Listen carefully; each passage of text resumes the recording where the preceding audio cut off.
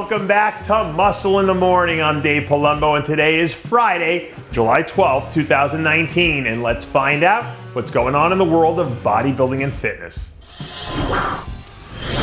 When you've been around the game as long as I have, you hear people say stuff like, the road to the top, the first time is the hardest part of the journey.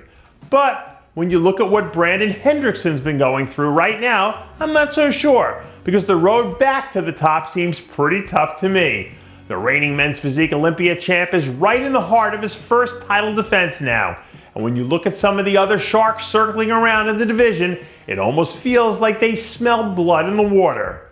Brandon has been one of the very best we've seen in men's physique for the better part of the last 5 years now. So if there's anyone who's ready to make the long trip to the top again, it's him. Sometimes a man has to look himself in the mirror and realize that it's time to make a change. And I guess for Ken Jones, now would be that time. This week, the third-year men's physique pro announced that he was actually making the change over to classic physique, making him the latest guy to make the jump up to uncharted territory. If you've been following Ken at all for the last few years, then the move seems like an obvious choice considering how much muscle he's put on since he turned pro. So hopefully now that it'll be in more of a natural element, we'll start to see him really come into his own. One of my favorite Conor McGregor quotes of all time is when he screamed, "We're not here to take part, we're here to take over," at a pre-fight press conference. And based on the way he was looking a few days ago, I say that statement pretty much sums up the way that Iain Valliere is feeling heading into the Vancouver Pro this weekend. As usual, Iain is bringing in a level of grainy, dry thickness that'll put him in a class all by himself again. But the real kicker for him this year is the completeness and the density that he added in the off-season.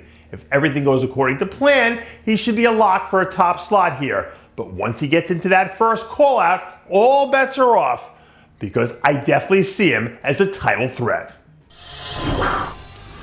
I've been invited to some pretty swanky parties in my day, but man, I'm still dreaming about the day I get an invite to 1600 Pennsylvania Avenue the way Steve Kuclo did just recently. A few days ago, Steve announced on his social media that he received an official invite from the White House to come participate in a conference on social media, which may or may not have something to do with him turning the whole "Make Bodybuilding Great Again" thing an international movement. Personally, I think it's awesome. It puts one of the truly good people in the industry directly within reach of some of the most powerful leaders in the world.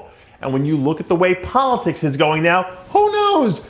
Maybe he can join the list of 20-something odd people running on the Democratic ticket so we can ride this baby all the way to the Oval Office.